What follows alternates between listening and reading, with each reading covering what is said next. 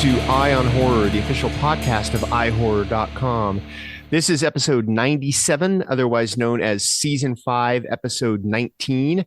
I am your host, James J. Edwards, and with me, as always, is your other host, Jacob Davison. How you doing, Jacob? Doing pretty well. Pretty excited. I'm going to be heading back east soon for the holidays. For Thanksgiving? Yeah, you go back there a lot, huh? Yeah, no, I go back there every year for Thanksgiving. You know, just kind of a tradition thing. Well, you get to see the fam. That's fun. Yep. Also with us, as always, is your other host, John Correa. How you doing, Correa? Just preparing for the holidays, which working in COVID admin is always so fun. Yeah, I'm just ready, hunkering down for that surge. It's gonna be a thing.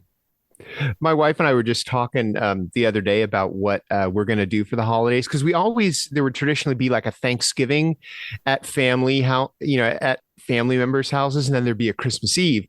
And we haven't done it the last few years because of COVID. And also some of our family are anti-vaxxers, so we've been kind of staying away.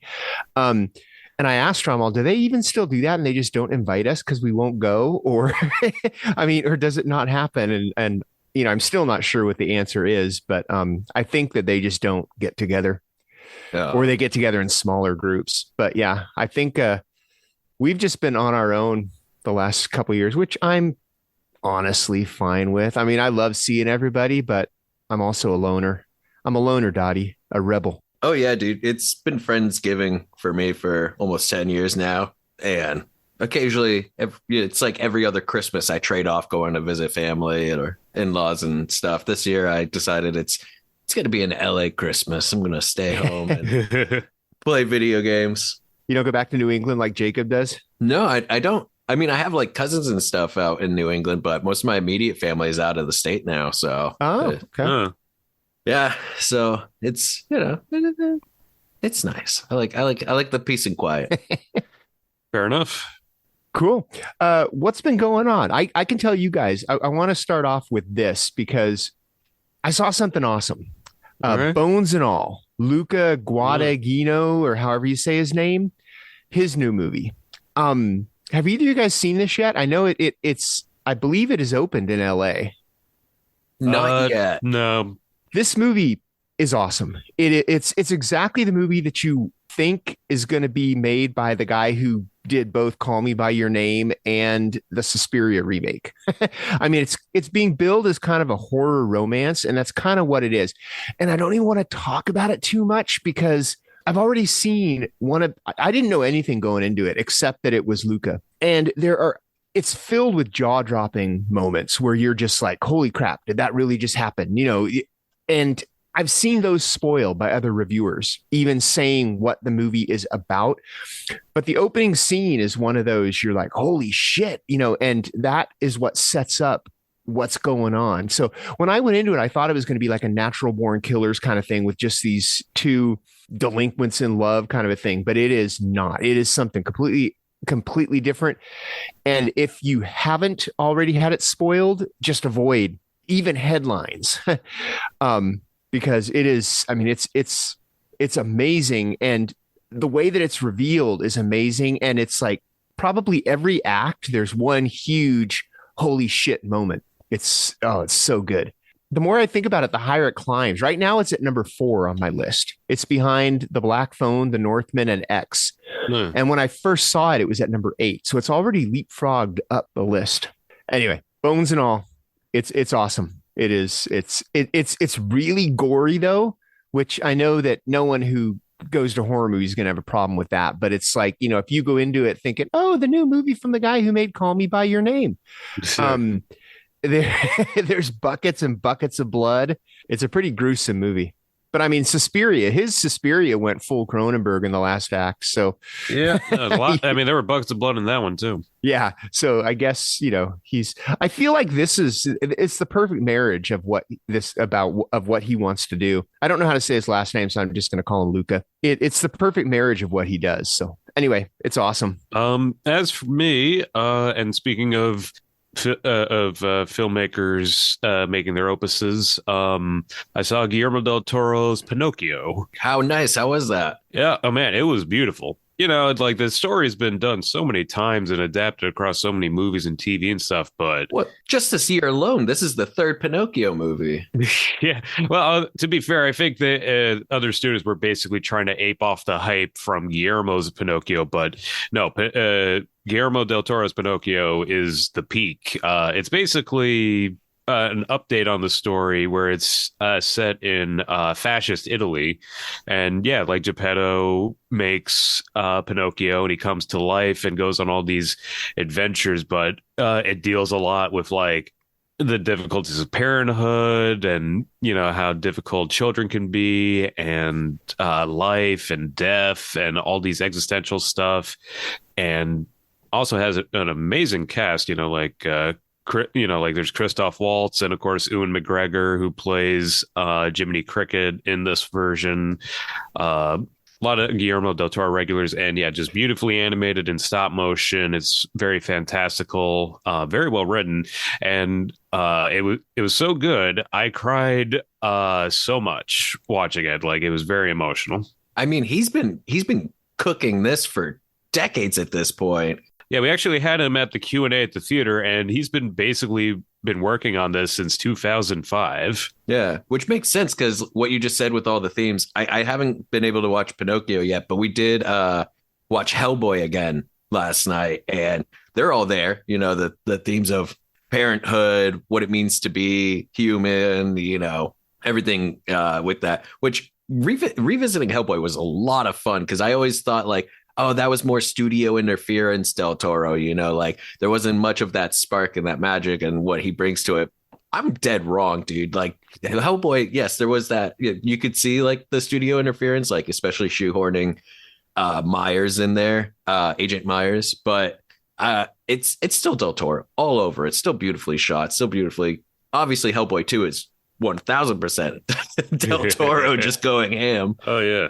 But yeah, dude, those movies are worth a revisit. But yeah, no, Guillermo del Toro's Pinocchio was really good, and I would definitely recommend it. But yeah, it was funny at the Q&A. He even talked about that though. That you know he'd been pitching it for years, and they're like, "Oh, what's your Pinocchio movie about?" And it's like it's set in fascist Italy and deals with life and death, and the studios just kind of shake their heads like, "No, no." I love that. What's your take on Pinocchio? Well, first of all, fascist Italy. Oh, that's what I think about.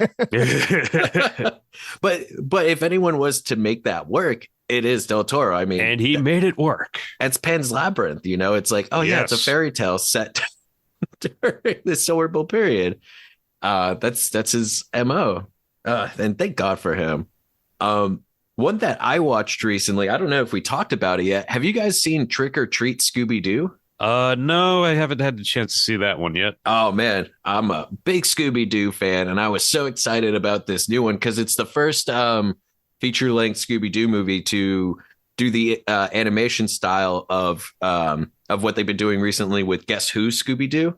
But also it got a lot of online controversy because it had made Velma canon as gay. Because she gets a crush on this developer, and it's a lot of fun. It's kind of the little spoilery, but like it's kind of like the spectra of the Scooby-Doo movies where they find it, you know, very early in the movie they establish like, oh yeah, all the suits that all our classic villains have been using were made by one person. So there's like one person that's kind of behind all the monsters. And they lock that person up very early in the movie. And the rest of the movie is like them having an existential crisis of, well, we don't have any monsters to solve anymore because we figured it out. Especially Fred, dude. Fred has a meltdown. And it's really fun. It's really funny. Matthew Lillard, like all the voice actors that have been doing it, you know, are back. Matthew Lillard as Shaggy, Kate McCucci as Velma, and Frank Welker, of course, is still Fred. You know, I think that man is going to keep being the voice of Fred for many, many years, thankfully. But, you know, with all the controversy surrounding making Velma canon gay, you know, the movie doesn't focus on that too much. It's just another part of it. And it's honestly really adorable. It's really fun.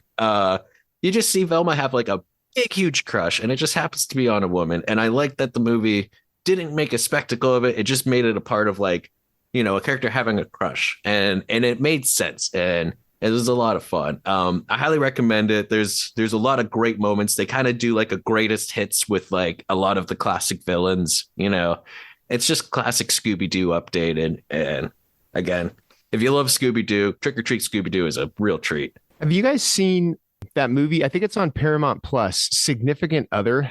No, that's the hiking one, right? Yeah. It's Micah Monroe and Jake Lacey, and they're a couple. They go hiking, and it shows you from the opening shot that there's like a meteor or something that crashes in the woods, so it's aliens from the beginning. And it's one of those movies. It starts out really, really good, and then there's a couple of real surprising twists in it, and then it gets just kind of silly. So it's not, I mean, it's still worth watching because it's also kind of short. I think it's only like 85 minutes or something like that. But yeah, it gets kind of corny by the end, but there's a couple really cool parts. And one of them is, I mean, the alien is kind of a shapeshifter, and there's one part where you actually see it shift. And I don't want to say from what to what, but because it'll be a bit of a spoiler, but it's a pretty cool effect they do, and it's a simple one too. It wasn't, it's not like, a whole lot of CGI, morphing. It's just, I don't know. It's pretty cool. But anyway, it's it's like an alien in the woods movie kind of a thing. All I saw was like the poster for it, and it's them, with all their hiking gear on. And I sent it to my partner Lindsay, and I just sent it to her, and I was just like, I don't know why, but I feel like you need to watch this movie. Like, this movie's made for you. And she's like, is it because of people hiking? I'm like, yeah. I know nothing else about the movie except that it's a thriller and they're hiking. Yeah, there's a lot of hiking in it, but there's also a lot of I mean, the setting is beautiful, the woods, and then they open up onto this clearing that overlooks the ocean. They definitely found a beautiful location for it.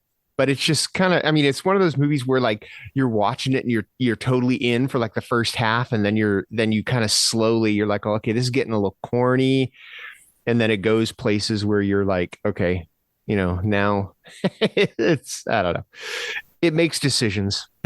Also, last night I was at the Severin Film Super Shock pop-up.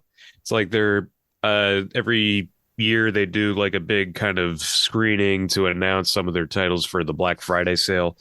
And last night they unveiled some bangers. Well, you guys are familiar with the works of Alexander de Iglesias, right? Yes. Perdita Durango, Day of the Beast, 30 Coins. Yeah, but anyway, they screened his first movie, which they're going to be putting on a 4K UHD release called Action Mutante. And man, it is one bananas ass movie. Because okay, so it's like this sci-fi action splatterpunk movie about this terrorist group of deformed people who have waged a war on like the upper crust bourgeoisie society, and they kidnap the daughter of this industrial magnate at her wedding, and it goes from like this over the top like gritty action movie to like this kind of adventure crime caper, and there's so much blood and just over the line shit. It blew me away because like I heard about it for a long time. I just never expected it to actually get like a stateside release. And the craziest thing of all was that it was Alex de Iglesias' first movie, and it was completely funded and produced by none other than auteur Pedro Almodovar. You have sold me so hard on this movie, like everything about it, down to being funded by Alomar. Like, come on, that sounds incredible. Yeah, no, it's a ride, and and again, it was just one of those movies I never actually thought I'd get the chance to see because it's like Peter Jackson's early work. You hear a lot about it, but a little harder to come by these days. Yeah, and the second movie, which again, was a real surprise. Dario Argento's third animal movie, Four Flies on Grey Velvet, is getting a stateside release. Yeah, I saw they just announced that they're putting that out on 4K as well. Yeah, 4K UHD. And I saw the restoration print last night and it was stunning. Like, it looked beautiful, sounded beautiful. So, and again, it's one of those movies, just you hear about for a long time. And, I've actually seen it, but I didn't really expect it to get a stateside release anytime soon. But I'm really glad it is. And it's also like a very Argento heavy release because they also are putting out his, like his one of his only non-horror giallo movies, The 5 Days, which was the kind of historical comedy movie he did after Four Flies on Grey Velvet, which they showed a little trailer for because again, never seen it. And it does look pretty wild because it's like this weird Rosencrantz and Guildenstern style comedy set during the Italian Revolution, and the opening trailer is like a bishop telling the people to go fuck themselves. So I'm sure it's going to be wild. I mean, it looks beautiful, and apparently he got a really big budget for it. Going to be interested, kind of comparing that against his horror work for a change. But yeah, no, Action Mutante and Four Flies on Grey Velvet, very surprising, but both very, very fun movies. My wallet's taking a big hit at the end of the month. That's for sure. Yes. Do you guys subscribe to Night Flight at all, perchance? Not anymore. I used to. I highly recommend checking it out again because they have deals every now and then where it's like $35 for a year, and it is worth every penny. I've been doing a deep dive while cleaning and watching a lot of music docs on it, but they have a lot of really weird ones. And one I wanted to bring up was called Children of Dracula, which sounds cooler than it is. It's basically in the early 90s, these television producers were looking for like, the next shock documentary to put on television, to make for television. And so what they did was they put out ads in Dallas and LA looking for real life vampires. And they interview the people who respond. And it is so weird because it's very early 90s, very like action news, but like super low budget. And it's just interviewing people who have encountered real life vampires. This is a podcast, so you can't see me doing the air quotes with my fingers, or people who say they are real life vampires. And it's just such a weird, such a great, like little time capsule of like that action news, Jerry Springer era of just like weird. You can almost put anything on television, but still have to adhere to the FCC standards. And it's such a weird, and yeah, I'm not getting paid by Night Flight, but Night Flight's great. Yeah. Children of Dracula. It's not the greatest thing, but hey, if you're cleaning your house, it's a great thing to have on in the background. Fair enough. Have you guys watched that series on Netflix, The Watcher? No, I've heard mixed things about it. I feel mixed things about it. The story that it is based on is actually really creepy. It's about these people that moved into this house, and then they started getting letters saying, I've watched this house for decades, and blah blah blah. Oh shit, I've read that story online. Yeah. And the thing is, the series takes it a lot for it's kind of like a speculation on what may have happened, and it, that dives into like cult stuff like that. My issue with it is I feel like they wanted to stretch it to be a limited series, and it should have been like a 90-minute movie, because there's a ton of like red herrings and false turns, and this suspect here, no, it's this suspect here, but no, now it's this suspect, but wait, now it's back to the first suspect, and it's just a lot of it's like Spider-Man pointing at each other. Yeah. And the thing is, by the time it gets to the end, the ending is not very satisfying, which is kind of goes with the true life story, because honestly, the true life story doesn't really have an ending. I mean, the people who live there still get the letters, that's all it is. But yeah, it's kind of it's creepy, but then as the mystery unravels, it just kind of, the whole thing kind of unravels. Yeah, there's just a lot of pulling rabbits out of hats and stuff, And that's the thing about the real life story, because like the real life story is essentially these people get a house, and then they get these really, don't get me wrong, they're really creepy and disturbing letters about being watched all the time and like stuff like that. but that's all it is. You know what I mean? Like it is like, especially if you're in that situation, it's terrifying and horrible. But I mean, like, it's just someone getting letters and they never really figured out who it was. And like, they don't happen as frequent, but they kind of still are happening. So it's like, I could see that being adapted into a limited series being kind of like, either you're going to stretch it really hard or take liberties. And they do both. They do come up with a cool, not excuse, reasoning behind why the letters even started. There's a cool little concept as to how the writing of the letters even came about. So that's kind of, the writers kind of did well with that.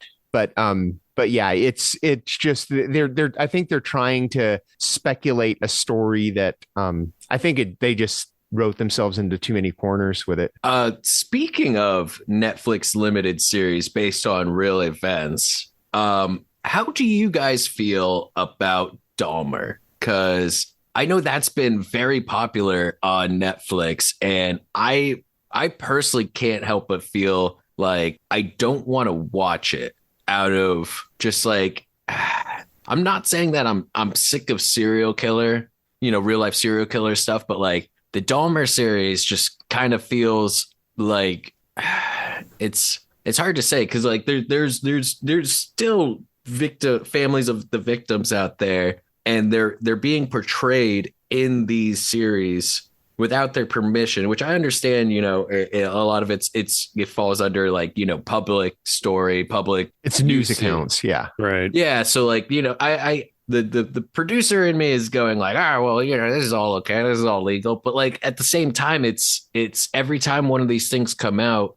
those people who survived or those people who have been affected by this evil have to relive these moments, have to relive all of this. And not only that, but see the person that did this horrible fucking thing to their family have a series with its name on it and being played by an attractive actor. And like, I can't help but like with Dahmer, I don't know if Dahmer was like my limit of just like, you know what? I don't know if I can continue being into this.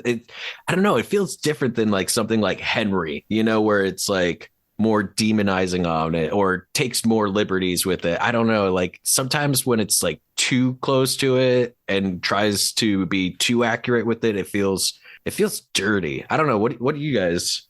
How are you guys? I tried to watch Dahmer. And I'm not saying I've given up on it yet. I just couldn't get into it. I watched one episode and then I was like, there's other things I'd rather be watching. So maybe I'll go back to it at some point. But it was no big stand. Like you're saying about it's not that I didn't agree with anything. It just didn't grab me from the first episode. Yeah, it didn't really appeal to me either. Just both kind of what Jonathan was saying, and also just I don't know, like what I'm just not really sure what more I have to gain from watching it. I mean, I know a lot about Dahmer from other stories adaptations, and I don't know, it just didn't really interest me as much. Yeah, and don't get me wrong, this isn't like one of, because we all know how passionate I can get about stuff. This isn't. I'll say it straight out. This isn't me on a box like I get with the Warrens. Right. But it's just one of those things where it's just like, I mean, like we're horror people. We watch a lot of horror stuff.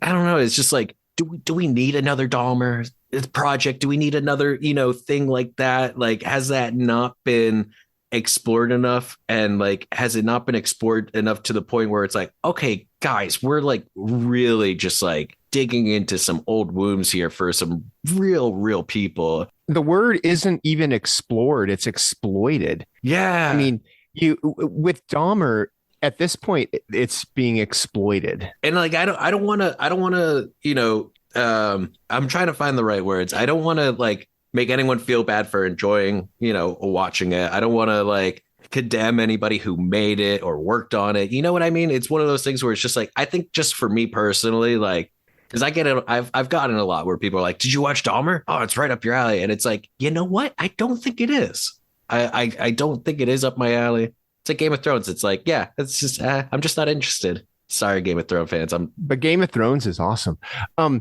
Never will watch it. I'm sorry. It's just, I mean, if you're if you're never going to watch it, that's your loss because it's pretty awesome. And that's okay. The thing about Dahmer is, I think we've reached saturation point with Jeffrey Dahmer because, like, it seems like every 6 months there's a new documentary, a new limited documentary series. There's a new, the Dahmer tapes.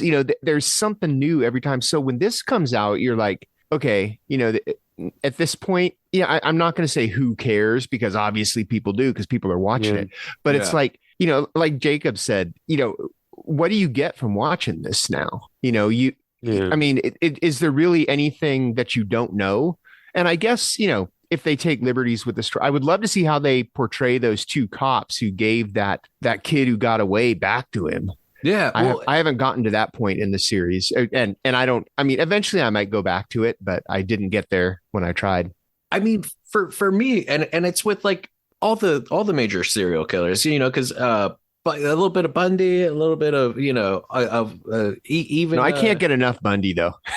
Bundy is very intriguing to me just because of how charming he was, or like Ed Gein, all of them. Like there's like total saturation. I think like in order for me to get interested or to be interested in a project about these people, it would be less about them and more about how like exploring the criminal investigation and the judicial system side of it, because a lot of the reasons why these people got away with stuff for so long is due to just incompetence. Oh yeah. I mean, like you just brought up, like literally one of the victims of Jeffrey Dahmer escaped, went to the cops, told them what happened, and they went, okay, let's bring you back to this guy because there's some like weird shit going on here that we don't want to deal with, and we're just going to give you right back to him. Yeah. And then he got murdered. And it's they thought it was like a gay lovers spat, and they were just like, we don't want to touch this. Yeah, and they believed Dahmer over the kid because the kid had been drugged.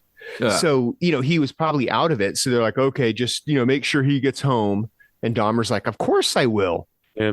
Well, I mean, that is one thing I am glad that is being more emphasized with these types of shows, and that a lot of times, these serial killers weren't masterminds. They weren't, like criminal geniuses. They just were able to exploit a broken system in order to evade the law. They targeted people that the cops didn't really care about, and they and they were white, so they had that advantage there. And don't get me wrong, as someone who was such a diehard Dexter fan in the beginning, because that first season of Dexter is one of the best seasons of television, and it never lived up to that first season. No, it totally did. The Trinity season. Oh yeah, the John Lithgow season. That one beat the hell out of the first season. Don't get me wrong. The Trinity season is the second best season of that show. I still don't think it beat season one. It came close, but also I think it beats it. But we can agree. If we all had the same opinion, had the same opinion, it'd be a boring world. But I think we can agree on one thing: is that those were the two good seasons of Dexter. All the rest, Ice Truck Killer and Trinity Killer were the two big ones. Yeah, 2 and 3 were decent, but after Trinity Killer, it went downhill real quick. But anyways, the best thing that the later seasons of Dexter did was that one where Dexter meets a serial killer idol, and he's like, "Oh, the fact that you put that body on like the cops' front lawn was such a fuck you to everybody, and it was so cool." And the guy was just like, "Oh, I was shit faced, and it fell out of my car. I didn't even realize it fell on someone's thing," and it like really like explored like. No, oftentimes these are just like fucking idiots because you have to have in like some aspects, like Hannibal Lecter is a fictional fucking character, and that is not how it works like at all. And so like it's just insane. And like with something like that, it's understandable that if someone is operating on a level of just like chaos and randomness, that it's hard to like put it together, but also just the inherent incompetency. I mean, I brought up Henry, Portrait of a Serial Killer. That man admitted and said he murdered so many cases to get like, because cops were basically like, oh, if you admit to this case, then we'll give you some perks. And he's like, yeah, sure, fuck it, I'm already in prison for life. Like, yeah, I also did that one. Yeah, I also did that one. Cool, give me some Burger King. And cops were like, cool. Except I do think Ted Bundy was a genius, though. If you look at Bundy's case, he was a genius. He was cold and calculating about everything he did. And I mean, he not only evaded the cops when he was caught, he escaped. I mean, don't get me wrong. There's always exceptions. There's always there is always people where it's like, oh, okay, so they weren't, but like that's why Bundy is so fascinating to me, though, is because he was in jail on death row for murdering women, and he was getting marriage proposals from women. It's like, do you not? I don't know. But do we need another series? Do we need another thing where he's played by some former High School Musical person? Like, don't get me wrong, Zac Efron was very good, but like, do we need to be reigniting that? Because when that series came out or that movie came out, we saw it again where people were like, oh man, Ted Bundy was hot, Ted Bundy was cute, and it's just like, do we need to be explored? It's one of those things where it's like, do we need to be making celebrities or continuing the celebrity level of these people when we should be exploring why our system of justice is like failing so many people that these things happen? I mean, like, why does America have so many serial killers compared to other countries? I saw someone on social media somewhere, it might have been a Facebook post. Someone had asked about the Zac Efron Bundy, and they said, no, he's too attractive and too cute to play Ted Bundy. I'm all, do you know anything about Ted Bundy? Ted Bundy was a charmer. Yeah. I mean, that's the only person they could, well, not the only person, but they needed an actor like that to play him, because you couldn't get some homely fat dude to play Ted Bundy because he wasn't homely and fat. He was... he was charming and handsome. So, yeah. No, like that was spot on casting. You can't do that with like John Wayne Gacy. No. I mean, like, I can't imagine Zac Efron being in Pogo the Clown makeup. I mean, I can't imagine it. It just doesn't work. Yeah. All right. Let's move on to our topic for the episode, which is we're getting into the holiday season. And Black Friday is coming up. Actually, Black Friday will have passed by the time this posts. But we're getting into the holiday season, and everybody's going to be out spending money and pissing people off, in malls.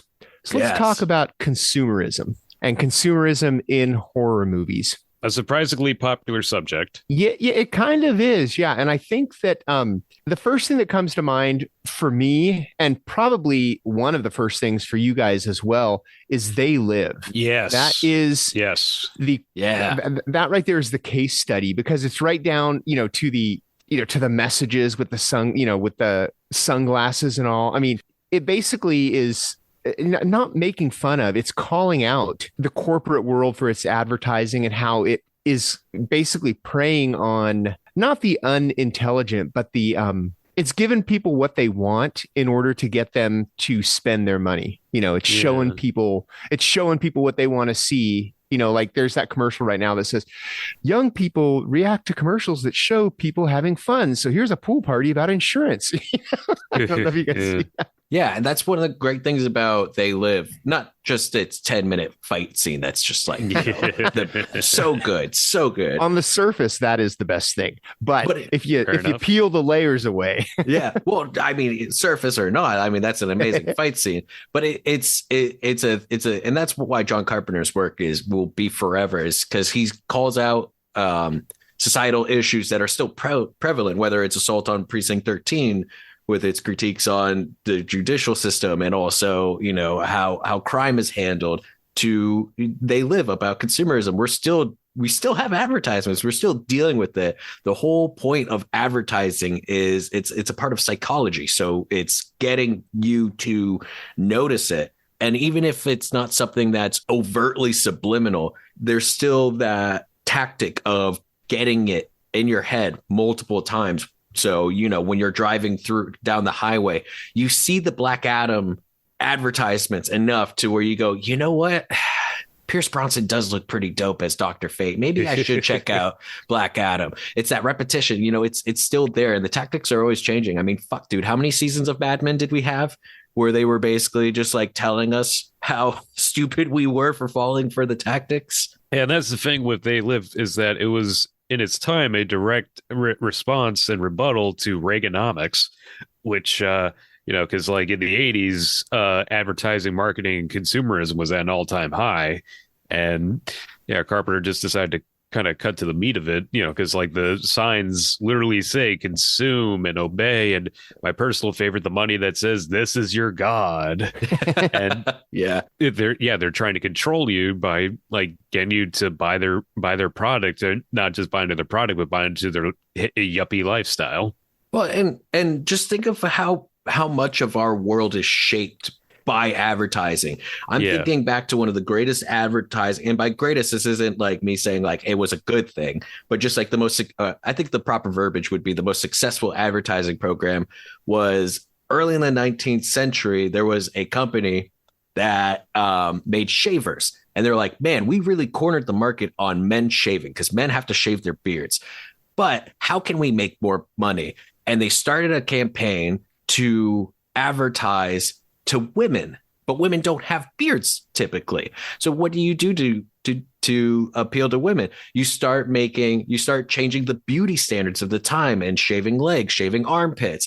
Now you have an entirely new market, and its effects are still felt today. Or even if it comes to fashion, on what's fashionable affects what we perceive as attractive.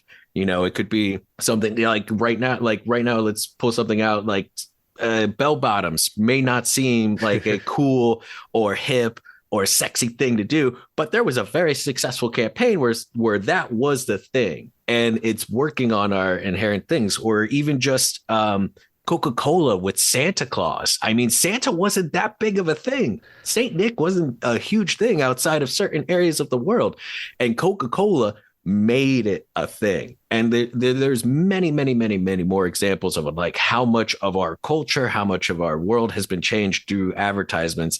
And they live just like tapped into that so hard. And I just love how under the advertisements, it's just white and bold words that just say stuff like consume, obey. And that's how we got the works of Shepard Fairey. Yeah. Let's see. In terms of other critiques of consumerism, of course, one of the other big ones, and one of my personal favorites would, of course, be George A. Romero's Dawn of the Dead. Yes, because takes place in a mall. Yeah, all the zombies go to the mall because it was a place that was important to them, and yeah, so you just got like all the zombies just wandering the mall and like just like looking for stuff that they don't need, and yeah, just the metaphor couldn't be more upfront. But it's still not, just as devastating. But as subtle as a heart attack. Yeah. When is it no longer a metaphor because it's no longer like subtle? Like when is it like so in your face that it can't be called that? But we say not subtext, it's text. Yeah. I mean, like, remember all those comparison pictures with like screen caps of Dawn of the Dead compared to people shopping on Black Friday? Yeah. And that's the thing too, is that, and because there's the very overt, it's like, oh, consumerism, zombies consume, we consume products like zombies consume bodies, and there's those overt things, but there's all these great moments. Like we have that awesome montage where they finally close off the mall, right? And they finally get rid of like enough zombies where they can safely roam around. And they just have a quote shopping spree where they're just grabbing everything that they possibly could have wanted in a mall. And they look comfortable, at a certain point, but they don't seem fulfilled. They have literally the access to all the mall. And it's not like you can see that they're not fulfilled. They're just like, okay, well, now what? Because we live in a fucking mall now.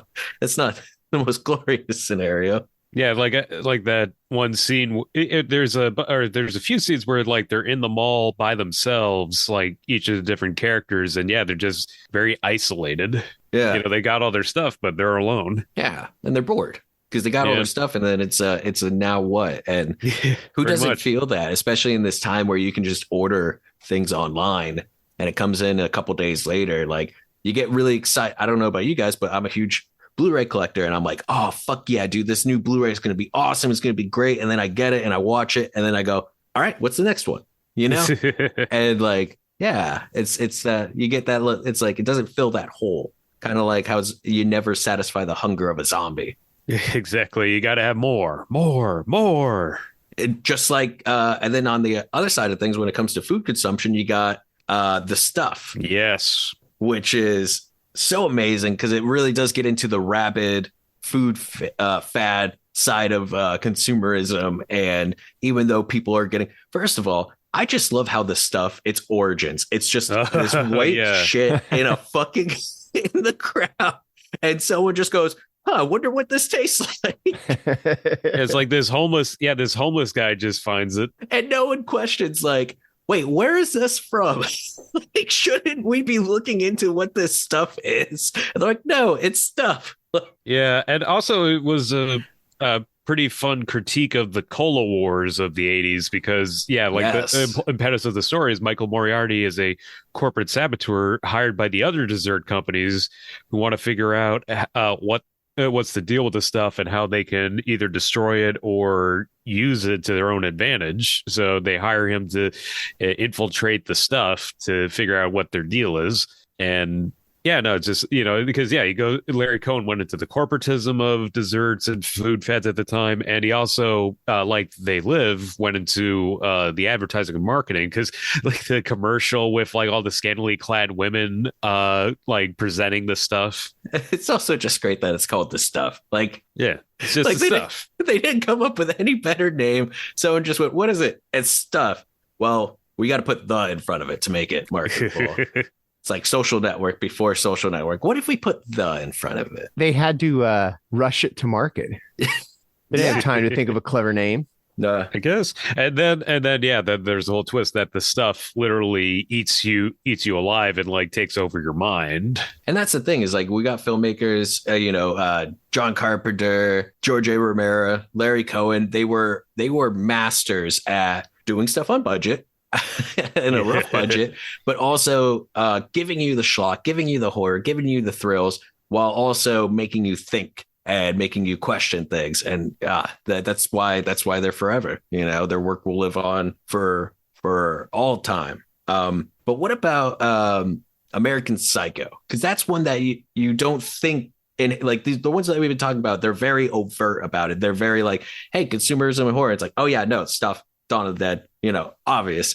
But American Psycho is very much so about that like obsessiveness. It's about that the damn yuppies. Yeah. It's more about materialism than consumerism, which is it's two sides of the same coin. But with American Psycho, it's like everything that the guy holds dear is basically, he talk about his expensive apartment. He talks about how much money he makes.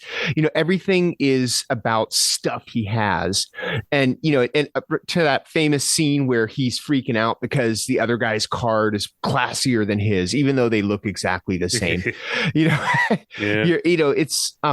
It's just his whole identity boils down to how successful he is, which is judged by how much stuff he has. Yeah, I love the recurring theme that he pays for everything on credit card, because especially at that time in the 80s, it's like you had to be a high roller to pay with a plastic credit card, and he even tried to pay for the prostitute with a credit card. Well, credit cards were also new in the 80s. Like, yeah, that wasn't a thing prior to that. Same with credit scores. By the way, credit scores were created in the 80s, and only America does it, and are bullshit. There's another bullshit system in the 80s. Yep. Thank you, Reagan. Created in the 80s. Fucker. But also there's a lot of the reason American Psycho comes off as a satire is because it was made in 2000 and it's looking back on the mid 80s. So, in retrospect, if it was made the book was written in 91, so it couldn't have been made that early. But if that movie was made in the 80s, it would have been a different kind of movie. It wouldn't have been the whole I got to return some videotape. That wouldn't be funny. It would be, or how much does he pay for his video club membership? It's like hundreds to join this, because VHS rentals were new, and the tapes themselves were costing the people who were renting them hundreds of dollars. So you had to pay a fee for the privilege of renting the tapes. Yeah. Well, and that's the thing too, is that we talk about consumerism and ads exploiting, filling a small void, of filling stuff, and who has a bigger void than a psychopath, because inherently there's a lot of personality that's just missing there. And so he, through materialism, through even just pop culture knowledge, is trying to present himself as a person of, that wants. So everything in him is fake. He doesn't give a shit about Huey Lewis, but he will spit all the facts about Huey Lewis as if he does enjoy something that brings joy to someone. He doesn't care about Reese Witherspoon and his relationship with her, but she is someone of status, and so he has that relationship going. Because he doesn't care about having a relationship on that level. He just wants to use people. And yeah, that's definitely like the elite status of what we're talking about today with consumerism and materialism with American Psycho. And then, of course, with the holiday season, we have the holiday consumerism specific movies of stuff like, of course, Black Friday and Krampus, which I think are two of the biggest. And I'm going to throw it in there. I know it's not inherently horror, but it's a horrifying situation. Jingle All the Way. Yeah. How is that not a terrifying story of someone who is being driven to this point? And yeah, no, that kid wanted that toy, but like that kid did not want that toy that much to go through that much shit, you know? Yeah. If we're going non-horror, we got to go Fight Club and Josie and the Pussycats, which are two of the biggest of consumer. But we are eye on horror, not eye on movies. Says the fringe guy. And sort of related, I would also say Gremlins and Gremlins 2 the New Batch, both prominently anti-consumerism. Again, especially the sequel, because in the sequel, you know, it's set at that like advanced Wall Street office building with like all the products and all the stuff, and all the gremlins get into everything. Mass consumerism turns into gremlins. Or even just the exploitation, because the whole point of Gremlins is here is this massive amount of responsibility embodied into this mogwai, right? And even from the get-go, the father in the first movie is like, man, every kid in America is going to want one of these. And we get even more of that when we get into the corporate building in New Batch, which I'm always down to talk about New Batch for as long as possible. So if we want to do a whole episode of New Batch, I'm there. And that's the whole thing, is that exploitation, whether it's of something that's sacred, something that's old, and you could easily translate that to the exploitation of like natural resources and what have you, you know, and it's all bundled in this cute little mogwai. That can turn into a horrible monster. And that's what's so great about our genre, is we can make these big critiques. We can make these statements and make it consumable for the viewer, something that is easy to digest and to think about and is entertaining. Because let's be honest, I don't know who hasn't been in that classroom where they put on a documentary about this stuff and you're asleep within 20 minutes, you know? Yeah. Because it's hard when it's like a hard-hitting drama or something to retain attention, but you add aliens, you add monsters, and it's much more palatable to be able to be making these big critiques and themes. Yeah, funny story. I actually got permission to show Romero's Dawn of the Dead back in high school for my social studies class, because I said, it's about consumerism. So I got to show George A. Romero's Dawn of the Dead to my high school social studies class, and we had a blast. Hell yeah! Which cut did you show? Whatever the Anchor Bay DVD was. I think that was the theatrical. Yeah, probably. Yeah, but it's still good. Oh yeah, I love all the cuts. I mean, there's detractors to Argento's, European cut.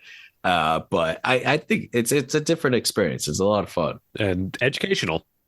Let's wrap this discussion about consumer horror up by bringing it back to Carpenter with Halloween 3, the Season of the Witch. Yes.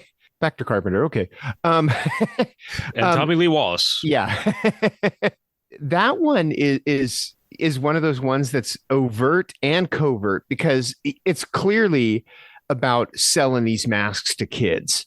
But then when you see what the masks do, it's a little more subtle. It's, with its themes. But on the surface, it is, 8 more days till Halloween. You need your silver shamrock mask or you're not going to be cool this Halloween. Yeah, and I like how, they're so popular in like the kids, because they have that montage showing kids across the country wearing the masks, and like they all have and they're all wearing them, but they also like integrated them into different costumes. Like there was that jack-o'-lantern pirate kid, and I don't know, there was like the witch on the skateboard. So it's like everybody's got the mask. So I guess just twist it around, because like if it's only 3 costumes, it'd be kind of weird if everybody was wearing the same 3 costumes. But what do you want to be this Halloween? A pirate? But I still need this mask. Right. Yeah, exactly. It's like it's so popular that you have to, you have to wear the mask even if you're doing a different costume like that. And yeah, it's like kind of exactly. It's a popularity thing, because at the beginning,